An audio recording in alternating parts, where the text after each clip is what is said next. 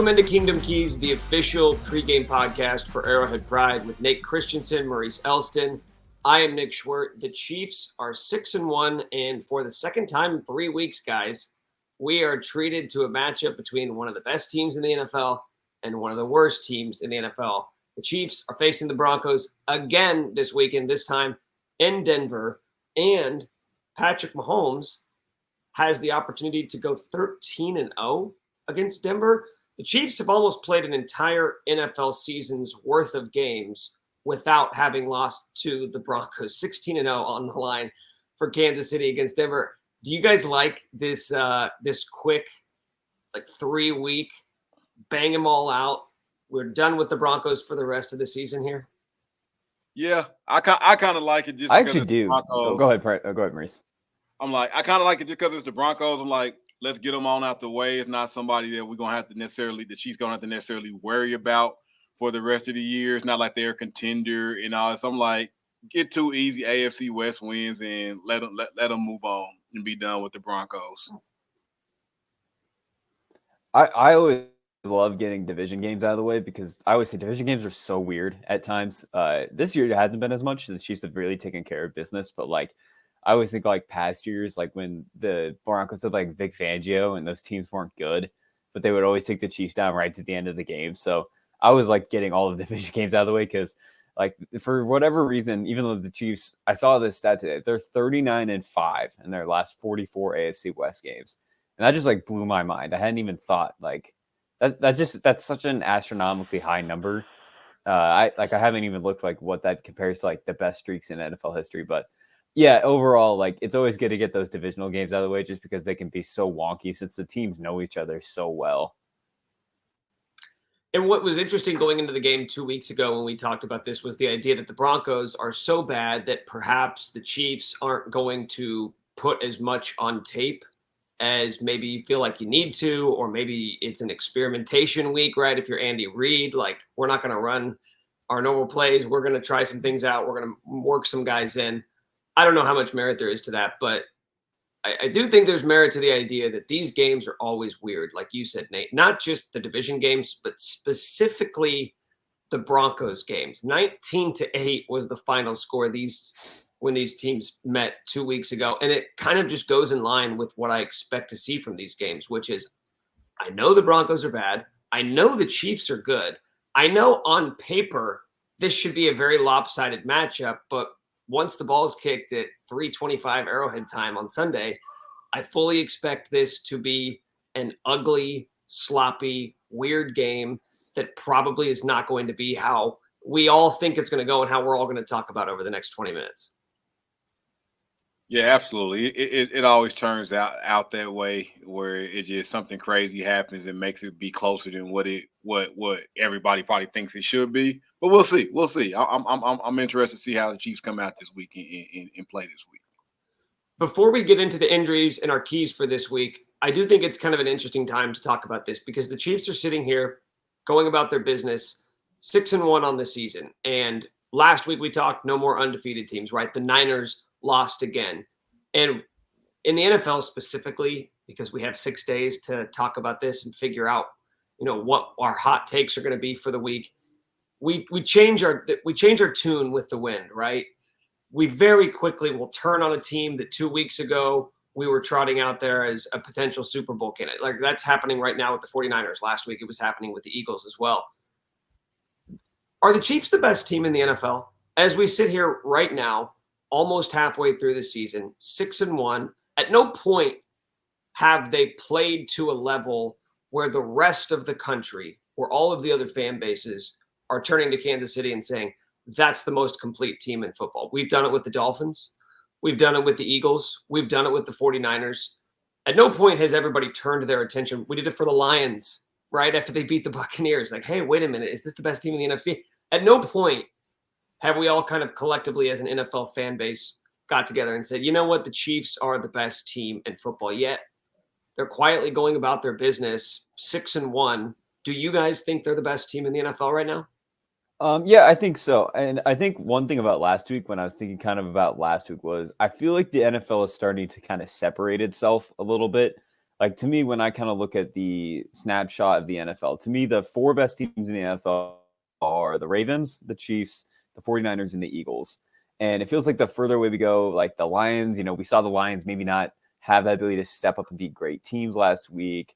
And the Cowboys have kind of fallen off a little bit. The Bills have dealt with so many injuries on defense. But within that kind of 4 tier that I think can really win the Super Bowl, I do think the Chiefs are the best. I think they are starting to figure out things offensively. I've been a little bit pessimistic about the offense, but I thought last week was so encouraging.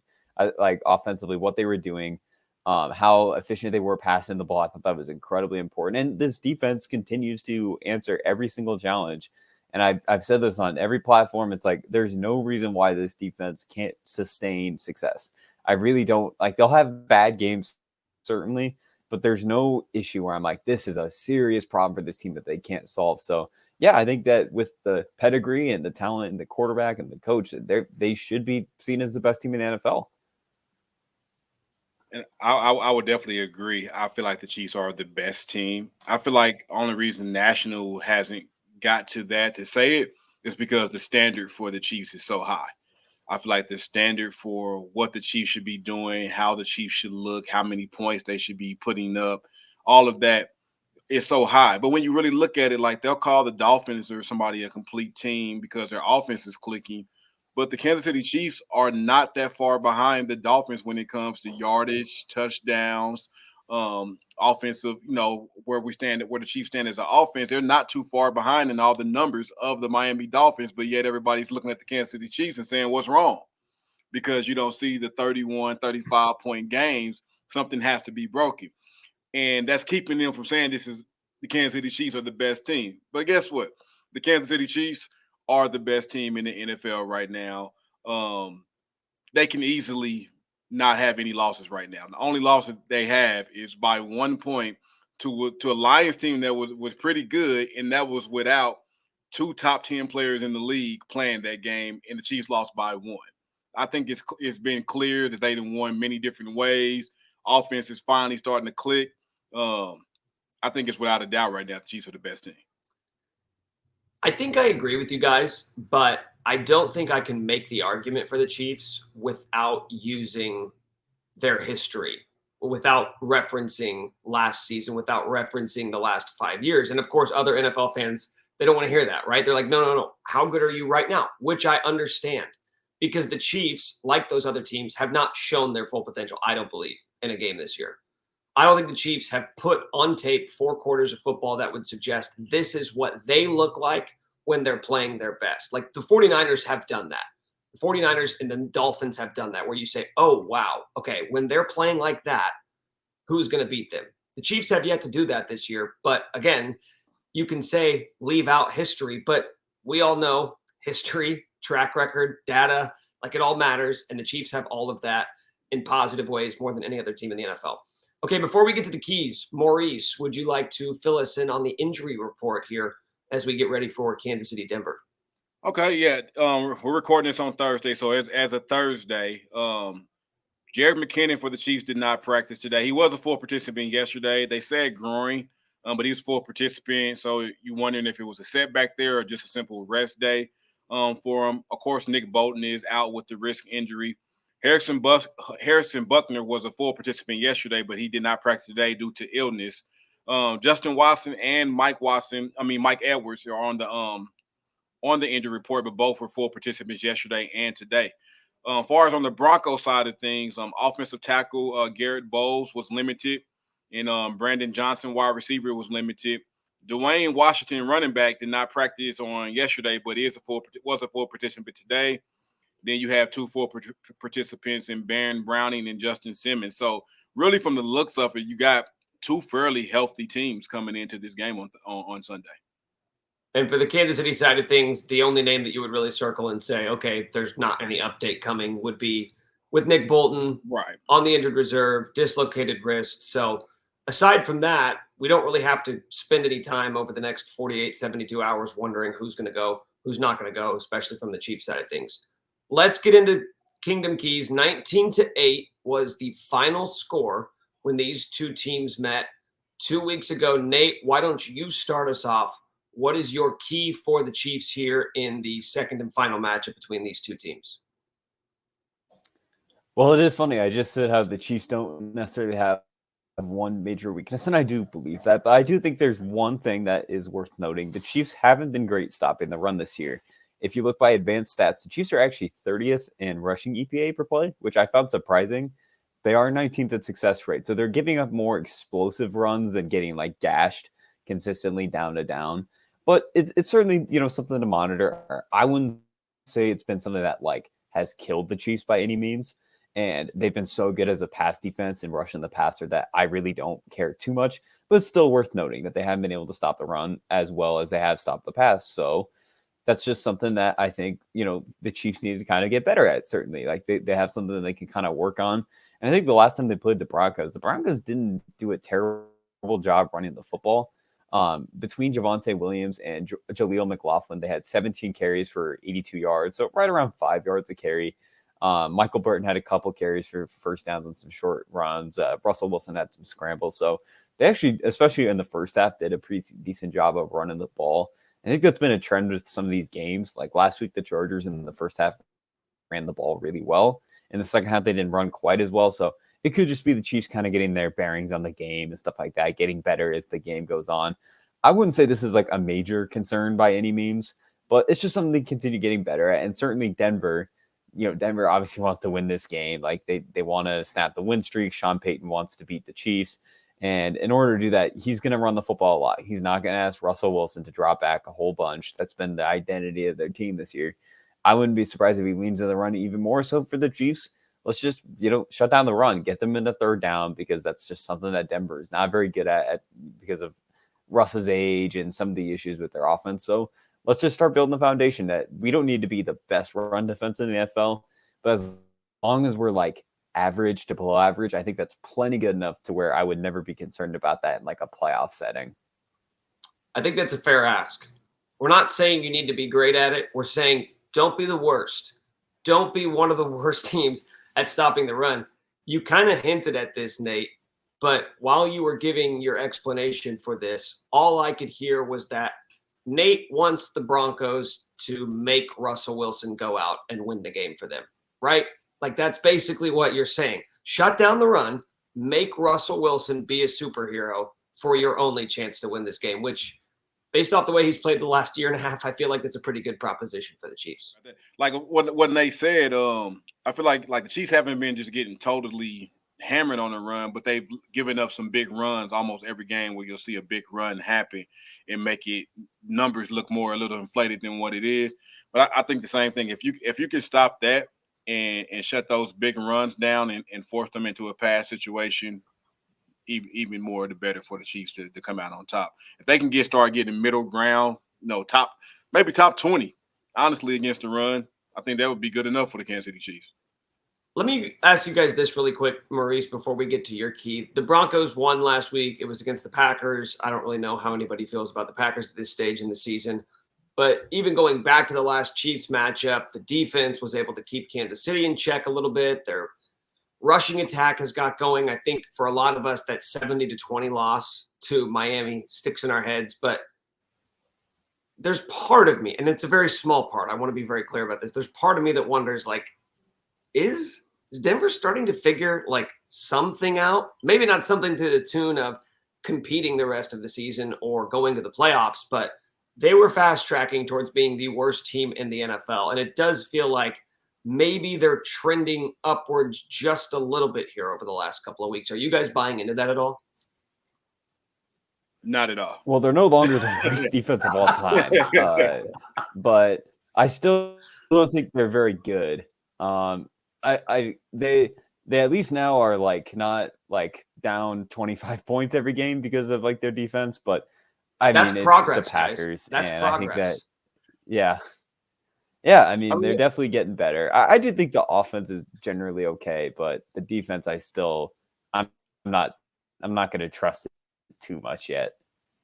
Here's how I look at it. They played the Raiders, not great. The Commanders, not great.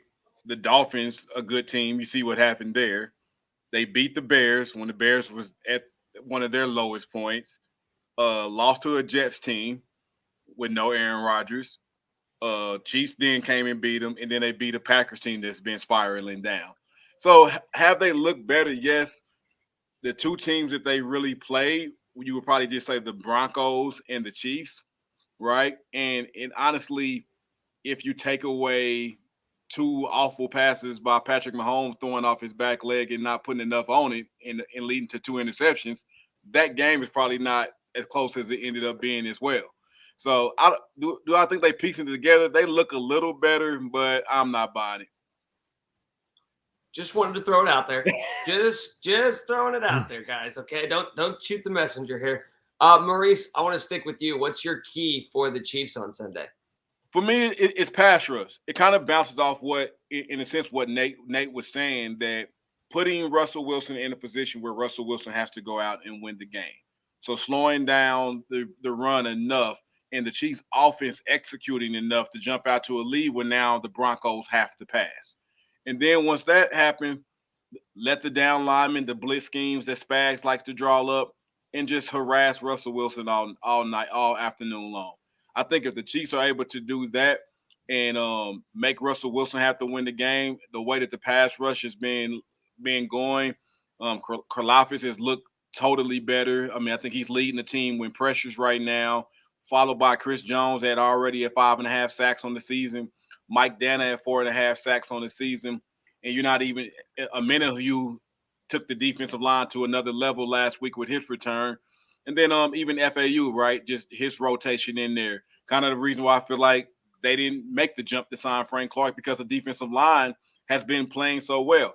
I think you keep that pressure coming from the defensive line and put the Broncos in a must-pass situation, and then let us pin our ears back. And that's not even talking about our linebackers coming on blitzes, the Sneeds and the McDuffies on the blitzes, the Tranquils, right, the Willie Gay.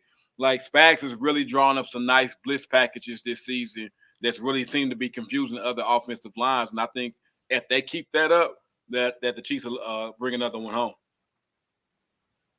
Yeah, I think it's never going to get old to me, the idea of just talking about the identity shift that is going on in front of us, because it's really easy after the first couple of weeks, if you're a Chiefs fan, to cling on to whatever positive is happening with your team, right? So even when the offense was stagnating, the fact that the Chiefs defense was very consistently putting up good numbers early in the season, if you're not a Chiefs believer, you're not going to latch onto that and say, okay, I'm all in on this defense. This is going to be a top 5 defense all season long. When you are, you want good things to happen, yet identity shifts take a long time to hold, right? Doing something for 6 weeks is not a shift in identity. And at no point this season or any point in Patrick Mahomes' career are we probably ever going to be able to look at the Chiefs and say, you know what? This team, the heart and soul of this team is on the defense. It's on the pass rush. It's on the linebacker.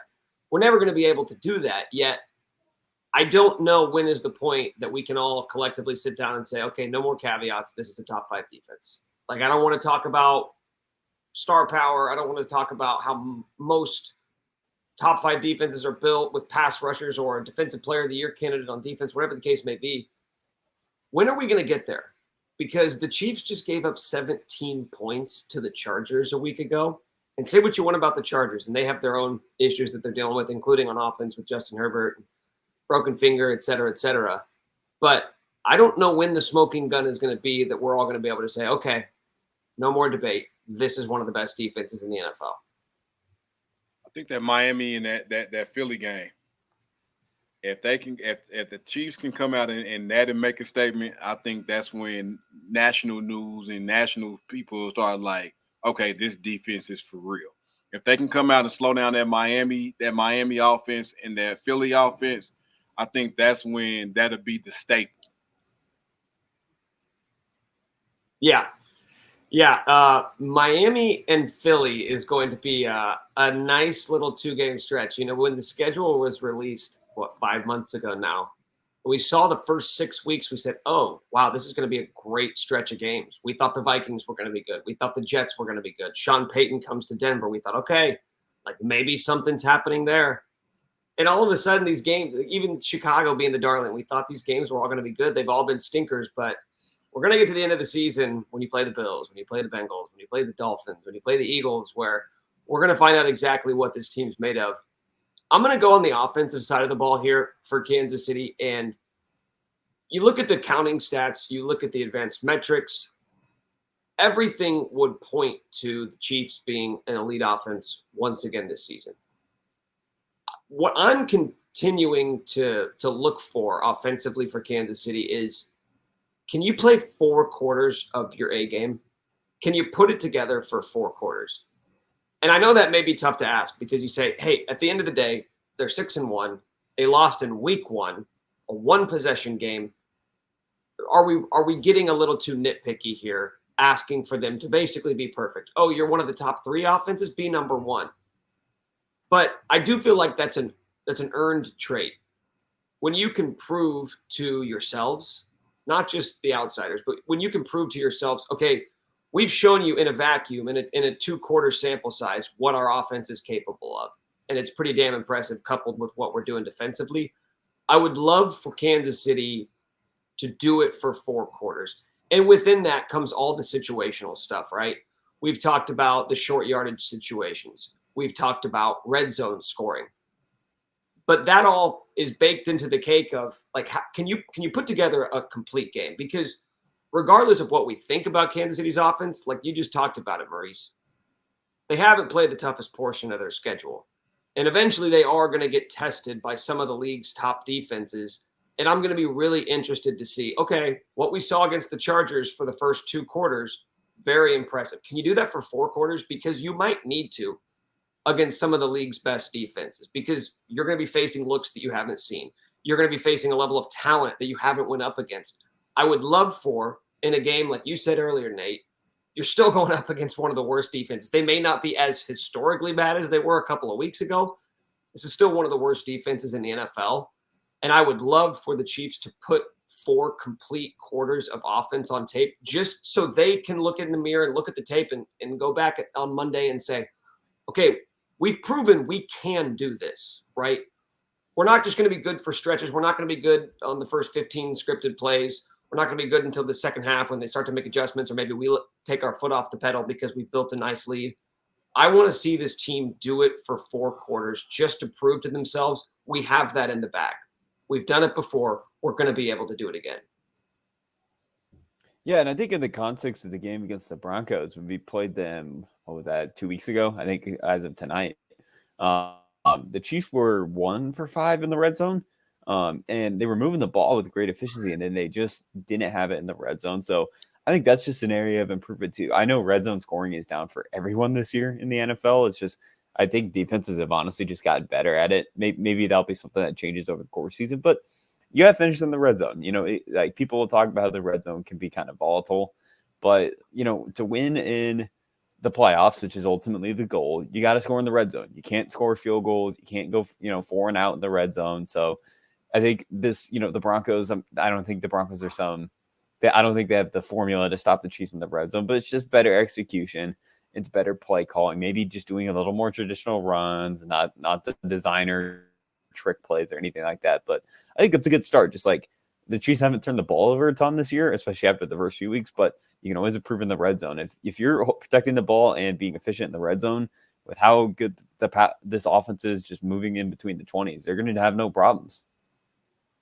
Yeah, and I really think, like, honestly, I thought the Chiefs were on their way to putting 4 quarters of good football this past Sunday, until that Blake Bell fumble kind of just set the second half back for a second. Like, I want to say they was in the red zone or right outside the red zone on that fumble.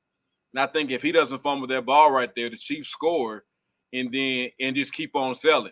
I think that was a momentum shift, and they had to go back and grab it, like mid 4th quarter to keep pushing. But I'm with you, Nick. I think the Chiefs need to, not even to just us and fans, show themselves that we can put together 4 good quarters of efficient offensive football and be the dominant offense. I mean, because the numbers are there. The scoring is not totally there. Definitely if you take away, the Bears game and last week against the Chargers, it's been a little closer than what you come to imagine as far as low scoring closeness. But I think we'll see it. I think it's coming, and I think that's a great key, man. You know, I'm going to steal Nate's bit here. I'm going to make a basketball analogy here with the Chiefs offense. It's like when a guy comes off the bench, when Cam Thomas comes off the bench for the Nets and puts 35 up in 25 minutes, the expectation should not be that Cam Thomas is now going to score 35 points every single night. But what you learn from that is that he's capable of doing that. That is a trait that you own now. You own that trait. You have the ability to score 35 points off the bench because we saw you do it. We have not seen the Chiefs play 4 quarters of their A game offensively. I want to see it just so we can all sit here next Saturday and go, they're capable of doing it because we just saw it. All right, Maurice, let's stick with you. What is your prediction for Chiefs Broncos Sunday afternoon? I'm gonna go high again. I found success with it last week, so I'm gonna go with it again. I think the Chiefs put up 35 this week, and I'm gonna say 35-20. Would that be the highest scoring output of the season? No, Bears. Duh. Bears. Okay, that one's not going to get topped. 35-20 Chiefs. 35-20. All right, comfortable cover. Nate, the spread is Kansas City -7. Where are you going with this one? So, like my bit that division games are always weird. The last time it was a low-scoring game. We're going to go the opposite this time. We're getting points this game. I don't know what the over-under is, but we're going over. I just, it's not that the Chiefs defense is going to, maybe they just have a week where some things go weird. The Broncos get some breaks. And I think the Chiefs will just generally execute better on offense this week. I think they'll have kind of a sense of we need to be a little bit better, and they'll probably do better in the red zone. So I'm going to go, I still think Chiefs, what'd you say? It was 7 points? 7 points, yep. I'll go 38-28. So I think the Broncos will put up points, probably a little bit in garbage time, but the Chiefs still ultimately cover. But yeah, like I said, we're going to go the opposite this time. The last time was low scoring. This time's going to be high scoring. 28 is about a month's worth of points for Denver, Nate. So they're going to be hitting their quota for October if they put 28 on Kansas City. Man, we'll have something to talk about if the Chiefs give up 28 to the Broncos next week. I have been so bad at these. We're on week number 8 now, and I don't think I've come remotely close to getting one of these game predictions right. So I'm going to go opposite of what my gut is telling me, which is that it's going to be another ugly, slugfest, sloppy, weird game. I think I'm on board with you guys, but I'm thinking a bigger blowout. I can't, closing my eyes and envisioning the Broncos scoring 4 touchdowns, and I just can't do it, guys. I can't get there. So I'm going to go Kansas City 30, Denver 13, comfortable win, 17 straight wins against Denver. That is my prediction for Sunday afternoon. So somebody's going to be laughing next Saturday when we do this all again. Maurice, Nate, thank you very much. Thanks to everybody listening. If you haven't already, please subscribe, rate, and review wherever you get your podcasts. For Nate Christensen, Maurice Elston, I am Nick Schwerdt. This has been Kingdom Keys. We'll see you guys next week.